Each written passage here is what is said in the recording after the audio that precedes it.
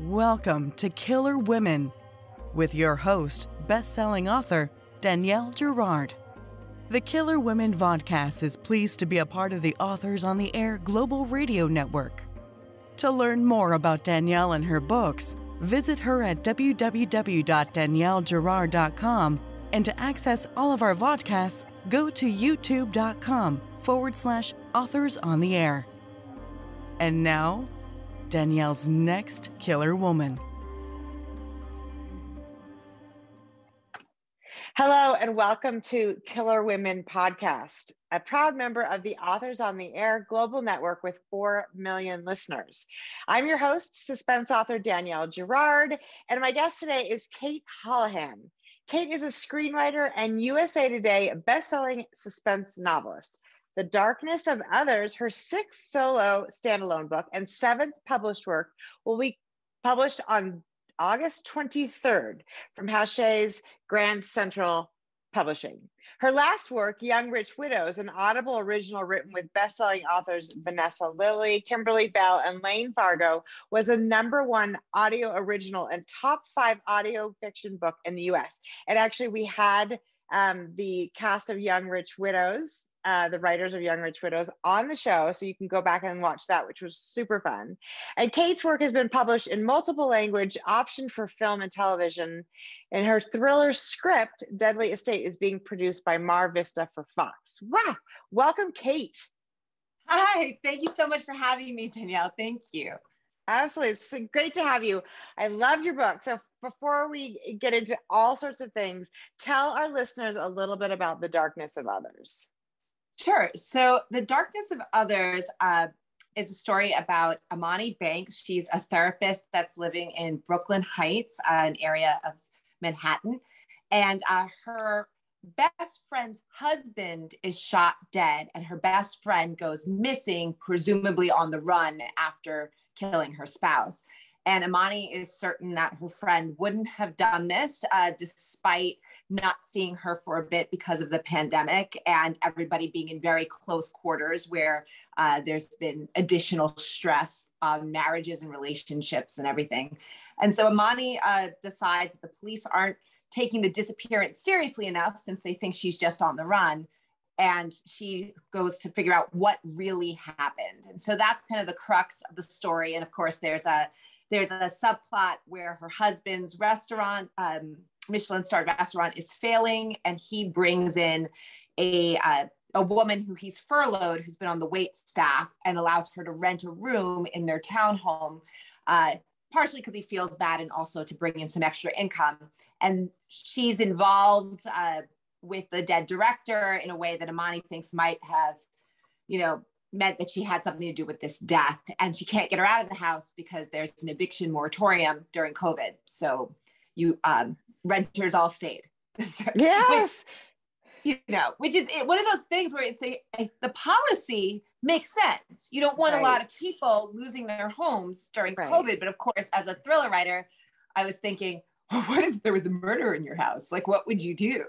Right, exactly. And that would be not ideal. So, you set this book during the pandemic. So tell us about the motivation for that.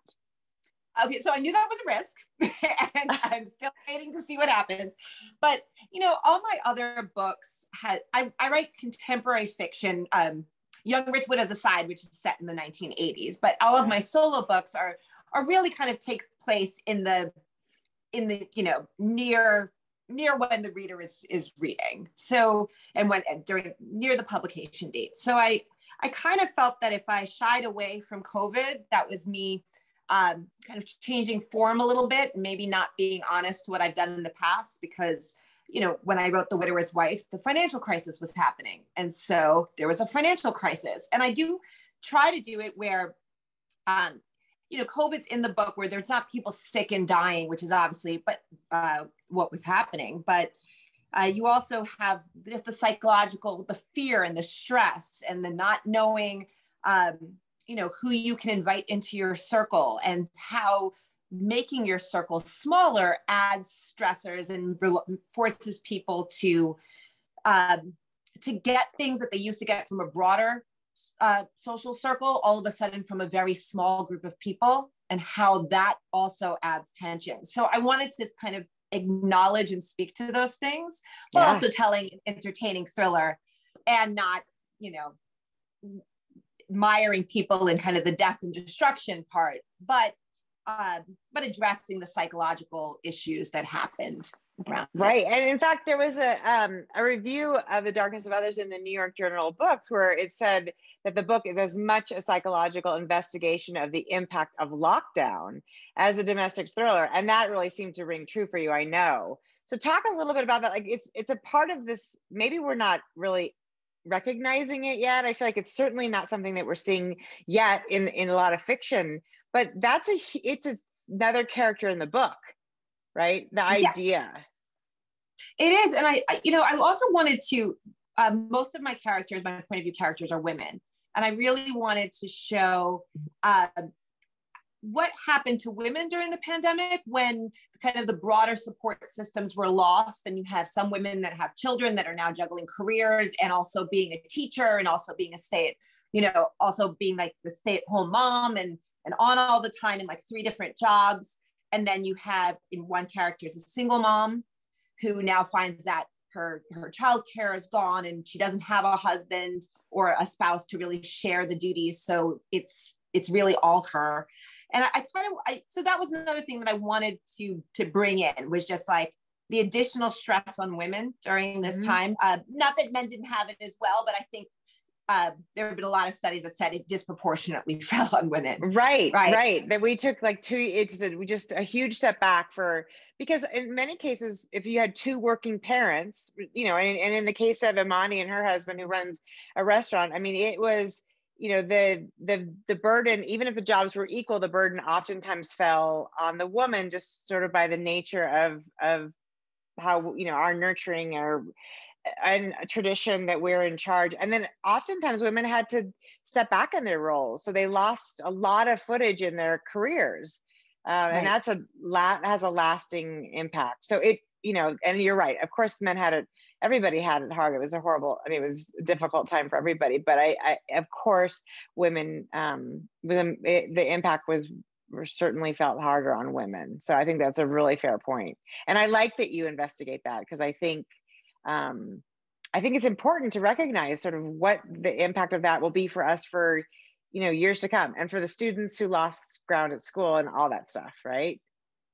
So so I just felt like I was being honest to the experience that I was seeing, and I was trying to reflect the world around me while also telling an entertaining story. And I hope I did that, but I do understand that there'll be some people that's like too soon. And for those people, I go, okay, like, well, the book will still be in stores in a year. Exactly. Pick it up later. Well, and actually though, it's to your point about the pandemic part of it. I didn't experience, while I was reading the book, the sense of like, oh my God, I remember what this was like, because of course my husband wasn't a restaurant owner, and, and we didn't have a stranger living in our house. And so it very much feels like, and obviously what you didn't deal with, which I appreciate, because of course we're still dealing with the traumatic, after effects of the deaths of COVID. There wasn't like a sick person who everyone was worried about getting, sick to some extent, but it didn't. So the parts of COVID that I felt like most of us experienced were not, they weren't in the book. So it's set in COVID, but it's not a COVID story, if you will. I don't know how to explain that any better. You know what I'm talking about. And I think, listeners, I don't think you're going to be in there thinking, oh my God, we're talking about COVID. So it's a very much a suspense story, but there is some real additional, tension and conflict and suspense that came from that time. So I think it's very relevant, and it's really entertaining. So tell me, you were writing this during that time. You have 2 young girls. So what was it like to be writing in that moment? Weirdly, even though authors spend so much time alone, a lot of authors said that was really hard. Yes. Well, I think it was in the early days were extremely hard when the school shut down from March on, because it all of a sudden, my kids are younger, and so the school has to be more led. I can't just sit there and go, here's a book and a list of things you're supposed to do. You kind of have to guide through it. So, and that was happening during my day when I would normally write. So it was a lot of kind of shifting things and staying up late and writing and waking up really early and writing. But it got done. And I think, but I did feel like, geez, and I was fortunate in that we weren't in a career where all of a sudden, my husband had lost his job on top of it, or there was financial stress, or so I understand that I got off easy compared to a lot of other families. But yeah, I do think that we haven't fully processed it, and that pretty soon we're going to look back and we're going to go, oh my gosh, yeah, I think we're just like right now, we're just so happy that the death toll is down and that there are vaccines that we're kind of having that joy of it. But I think that we're going to have to look back and take some stock over as to how stressful that was when our large support systems really shut down, because work couldn't completely shut down. Deadlines for books still existed. People still had to earn money. Kids still had to learn. And so it all had to happen, but in this very small household unit. And I think that that's pretty stressful. Yeah. And even more stressful, I think, in the case of people living like in New York City, where, the wealthy New Yorkers, of course, went upstate to their, bigger homes and had more space. But a lot of people living in a, 700 square foot apartment with 4 people, all of a sudden, they are really packed in there. So that was another way of sort of added intensity. So yeah, we certainly did get off easily. And my children were in college, so not so much, they were here, which was weird, but not so much having to sort of, more managing than you'd think. But anyway, so I think a lot of non-writers are often curious about sort of how authors get their ideas, how stories emerge in our brains. And so for you, how does stories, emerge? Is it a character that drives it, or an idea? Is it the same every time? It really changes. I think with this one, I read about that eviction moratorium, and my thriller brain immediately went, well, but what if somebody was living in your house and you can't get them out? And then, or at first it was, forget even if they were a murderer, it was just, what if, you had somebody like a roommate that wasn't as strict about quarantining as you were, and you feel like they could kill you, right? And then I kind of, even worse, what if you think this person's been involved in a murder?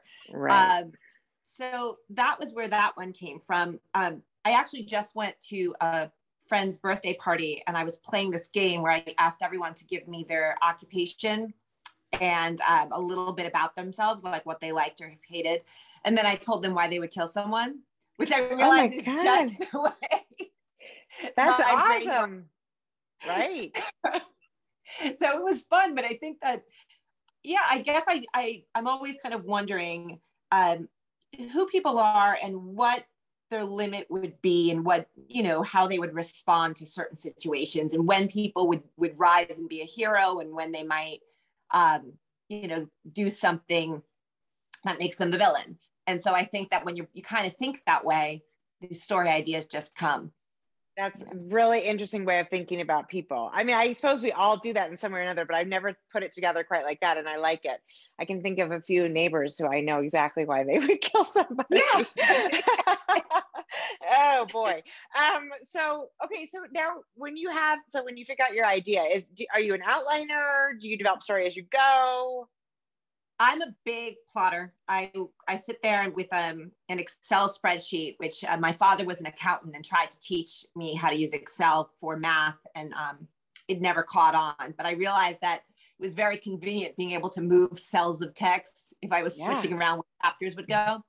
So anyway, so I use Excel for that. And I just have these like long plots, and then I write, and then the characters push the story in a way that sometimes is not fitting with my plot. And then I stop and I either go back and go, well, if I really liked the way the story was going in the plot, then I go, how can I structure this with different people so this can, go according to plan? Or if that's not possible, then how can I take the characters I have and, you know, adjust the plot so it grows more organically from what they're willing to do. So it's a back and forth for you. Yes. How is it for you? How do you find it? Well, that's so funny. I'm a pantser, but I use Excel. I use numbers because I'm a Mac user, and I do the same sort of thing. I have the chapter number, point of view, character, and sort of a snippet of what they do. But I oftentimes do that for the first like 6 or 7 chapters, just to kind of feel like I know my way into the book. And then I kind of find I ignore it for the next, 300 pages. And then I'm like, oh, So and then I'm a massive rewriter. So it's not, I like the idea. I always like, every time I talk to somebody whose method sounds so sane, I think I'm going to try that, but I'm not a great outliner. I can't quite figure out where things are going to go until they're happening. Well, I think also I'm an outliner because a lot of times, at least for me, we're selling on the treatments. Yes. Right. So right. So I feel like I've already kind of done this extensive outline to get the book sold. So I'm trying to figure out how I can deliver something that hopefully is better than even what I pitched, but isn't like a completely different book entirely. That's sort of what I do. I feel like it's a completely different book. I mean, it's the same character. So I've always written series, which makes it easier, right? Because they already know the character that they're getting. But the book story ends up being a little off the rails. But it's an interesting process because everybody's is so different. But it's actually, that's thoughtful. Like if you've done a treatment for the book, then you've really established. So you're doing a lot of pre-work before you're writing in order to sell the book. Are you usually a 1-book deal? You do 2-book deals? Yeah, well, I mean, it depends. I think Crooked Lane was kind of 2 at a time. And then I think Hachette is kind of like 1 with an option. And so each time it tends to. So you basically you're like, so now here's my option idea and here's my, So that is, and I actually think in some ways that maybe that helps keep, keep you in keep you smart on the story before you start. You don't wander off and write something completely random, which I think is what generally happens to me. So I want to talk about we sort of touched about on motherhood and the idea of these, the burdens and so on. And I want to sort of talk about motherhood because of course there's 3 mothers in this story. And one of the sort of big themes, which I love because it of course rings so true to, I think, women in general, and particularly mothers, is the idea of protecting the children. Like, what, and I get shivers when I talk about it, like what extents we would go to. And the reason Imani does not believe that her friend is taken off, right, is because Imani is taking care of her daughter. So, talk about like the process of, sort of the aspect of these 3 mothers and your own experience as a mother and how that sort of informed the world of the book. Yeah, well, I think a lot of mom guilt probably informed the world of the book, because I think that we were all faced with a situation where we're trying to do the best for our kids and keep them safe and healthy, but also not damage them psychologically, right? Especially for children. There's a lot of studies that say after a certain age, they get a lot of their endorphins from their peer groups, right? So if their parents are like, oh, you're doing great and everything's fine, it's like in one ear and out the other. What they care about is the affirmation from their friends.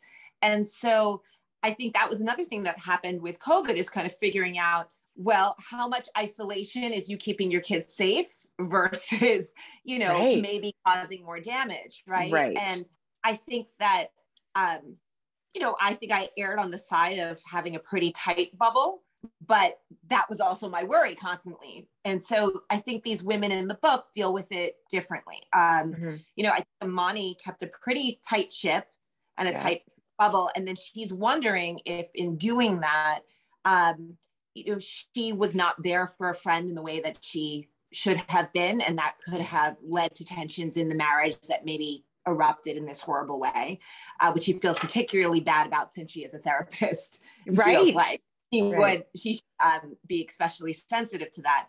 And I think when they're taking care of their kids, you can see that Imani's not sure when there's another woman who part of her empathetically wants to go, oh, this woman is being furloughed from my husband's restaurant after she's worked there for a really long time. And she has a daughter who goes to my kid's school on scholarship. And I really should be magnanimous and welcome these people into my home. But what if this woman and her kids make my kids sick? Right. And exactly. So I think it put a lot of people in with these moral dilemmas where they want to protect their family and that's their first priority. But at the same time, they want to be a good person and they want to be a good friend and a good community member. And so how do you strike that balance? And I think to your point, like protecting our children in the beginning, it was very clear cut, or we were told it was very clear cut, right? You keep them away from everybody. But as the months wore on, the psychological damage of that, weighed on all of us, and perhaps most, obviously on the kids, right? Because they don't have all the, the sort of, emotional intelligence of adults, for what it's worth, to be like, okay, this is not the rest of our lives. And it for those of the kids that it was such an important time in their life, that was really a struggle. And I get the mom guilt. I think that's something probably that I still feel today. And my kids they clearly don't need me 24/7, but I still think there were times when I was like, you got to leave me alone to write.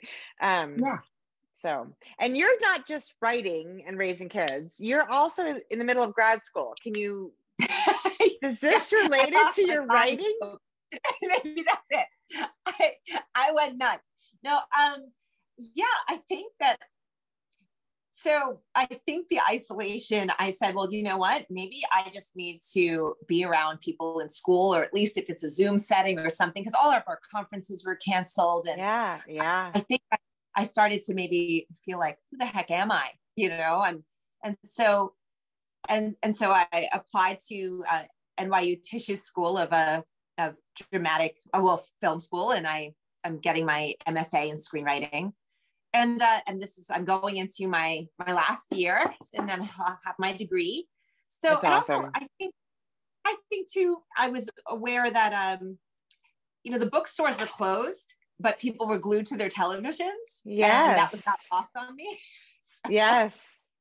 So so my brother went to Tisch. He's a filmmaker, and I got my MFA. It's interesting to have stopped my career after I got it after 5 books, but I think it is a really, and I just got it in creative writing, but I still think it's going back to school as an adult when you know what you want to do and you love what you're doing is really fun, right?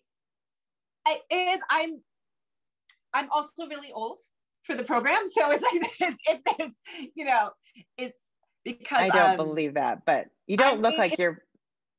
Well, but it's, there are a lot of people I'm in class with, and some of them are closer in age to my 13-year-old or my soon to be 13-year-old than they are to me. And so it's this weird thing, where I find it really interesting, and I'm able to focus, I think, in a way that I might not be if I was younger. But I also think that, they have a lot of like Thursday night drinks and Friday night, which is great for them. I fully understand, but I'm like, I got to get home because kids only have babysitting for this long, and and so that makes me kind of the fuddy-duddy in a way that I never was as an undergrad. I would like them to know. Of course, you're like, it's a different world. You wait, guys, you wait. So that's exciting. So did the screenwriting start as an evolution from the program, or were you doing that before? I had written a couple before, but I think because I had, one book optioned, and then I found that when I would offer like, I can write the screenplay, it was kind of like, no, we just want the rights to the book, and we'll get a screenwriter on it. And while I think that's great, and there's some amazing screenwriters, it's also a difficult proposition because a lot of screenwriters want to write their own stuff. These are so. So I thought, well, maybe I'll just learn screenwriting, and then once I have the degree, start being able to adapt some of my own work. So I thought that was really the impetus of it, but the actual thing that I sold was just a straight screenplay. It was never a book. The Deadly Estate. Yes. So tell us about that. I wrote it. So it's interesting. I think a lot of the way screenwriting seems to work is that you write a lot of these things, and people use that as a sample to show you can write, and then they kind of say, but what we're really interested in is this. And so I had a few book adaptations that I think got my foot in the door. And then I wrote something for class that was based on someone saying, oh, we'd really like to do something that somehow touched on the Great Resignation and people being very frustrated about, deciding that there are certain things they just won't do and that they're not going to work like a certain way anymore. Right. And I thought, and they were like, if we could get a thriller around that. And so I thought, okay. And I came up with this story, Deadly Estate, where there's a fancy hotel and this woman is the director of operations at the hotel. And she puts up with a lot of very entitled, crappy behavior from people that are on vacation and just feel like they can throw caution to the wind and that there's someone to clean up their mess. And, right. And so there's a murder, and she some of the things that she was doing make her a suspect, and then she ends up quitting in fabulous fashion and trying to figure out what actually happens, both to clear her name. It. Yeah, so it's a fun one, and so actually that's in production. It's in production this month. That's and so exciting. Yeah, it's a streaming movie, not on the big screen, but streaming. So I feel like that's where we want to be anyway, right? Isn't that where we're going to reach the most people? People still don't go to the theaters the way they used to, right? Right. And so, where will we find it? Where will it be? When do you know when and where? I'm not exactly sure the timing, but I know it will be on Fox. So Fox's streaming platforms. Yeah. It's an interesting world, because once you're done and you've done all the developmental edits and the polishes and you've been paid out, your input's no longer needed. I love it. You're like, okay, well, you cut my check, I guess, yeah. It's different than a book where like you see it all the way through. They're just kind of like, okay, we got it from here. Which is, it's kind of interesting. Like, it'll be fun to see the final project, but in some ways the whole, like, you marketing your book and being out there doing this kind of thing, it's kind of nice to skip that, right? You're like, as much as you love to talk to me, the whole publicity thing it's a lot. It takes a lot of time and energy. So you were talking about something before we started that you were learning about for another screenplay, maybe? Yes. Oh, okay. So I love this. So I'm also pitching this as a book, but it did start off as a screenplay, but it's about frogging. So there is a docuseries. I have no idea. Yeah, I have no idea. So frogging is when people live in someone else's house while the homeowners are still there. So if you can imagine kind of like what happened with Parasite with those people in the basement. Yeah.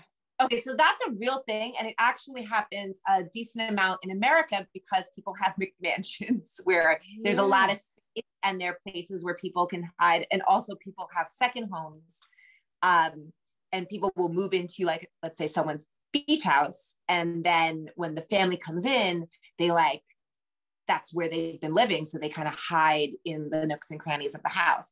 And so there's this docuseries of people who actually kind of confronted their froggers or found out about these people, and they've been living in like crawl spaces or attics, and they would notice like food missing and blame it on other people in the house, or sometimes their clothing was missing. There was this one story where there were these girls who were in a dorm room and they had like a triple and their clothing kept going missing, and I guess one of the roommates kind of seems like she had a boyfriend whose place she stayed at a lot, and that was the person kind of was like camping out there, coming in late and leaving before they went to class and knew all their schedules, and so it's scary but also kind of rife for writing a thriller, right? For sure. Well, God, now I'm gonna have to check out my closets, although I don't have a McMansion, so it makes me appreciate that my house isn't really that big. Yikes, that is super, super creepy. Well, that's exciting. So, okay, wait. So now before we talk about what's next, it sounds like maybe, is that the book you're working on then? Yes. Well, so that's the one that, I'll see what happens with the pitch, but that's the pitch that's in. And And then I'm also, I have grad school, so I have a few scripts that are going there, and I have a pilot and show Bible off of One Little Secret that I'm in the process of pitching to networks with a production company. So hopefully that goes, and then and there's a couple other things that we're not announcing yet that are secret in the works with Okay, so I shouldn't talk about this. I shouldn't talk about the other thing. We'll wait. We'll wait to hear about that. Okay. Yeah. Okay, so Cate, it's like I feel like I need like a biography of what is happening in the world of Cate Holahan. But to start, we have The Darkness of Others coming on September 27th. Is that right? No, it's already out. It just came out. Oh my God, I'm so clueless. It just came out? It just came out August 23rd, whatever the Tuesday was. I'm off by a month. Okay, you can get it right now. That's my own brain clearly not working very well. Okay, so you have this, and then the next thing we're looking at is hopefully the Frogger story. That's my hope. At least for the readers. Okay. Well, I got my fingers crossed because I have to say I've not heard of frogging, and it's absolutely sounds like a perfect setup for a very creepy story. And it's like you said, I like the fact that you are like literally doing the Great Resignation, which we're reading so much about everybody, the people leaving their jobs because it's too much work for not enough pay, and the idea that I guess those people need someplace to live. So are they? They're not necessarily the froggers. I was just kidding. But anyway, that whole, like the fact that you are really talking about things that are happening right now is really, really fascinating. So, well, I'm excited to read what people think about The Darkness of Others. I had a lot of people respond to my posts on, and say that they loved it. So I think it's really exciting. And I think you do a wonderful job of dealing with the pandemic in a way that is important to talk about, right? How hard it was. And of course, if you don't care about how hard the pandemic was, it's just it's a fast-paced page turner thriller. So nice job, Cate. All right, well, we will look forward to having you. Tell everybody where to find you, your website and stuff, and for books. Yeah, so I'm at cateholahan.com.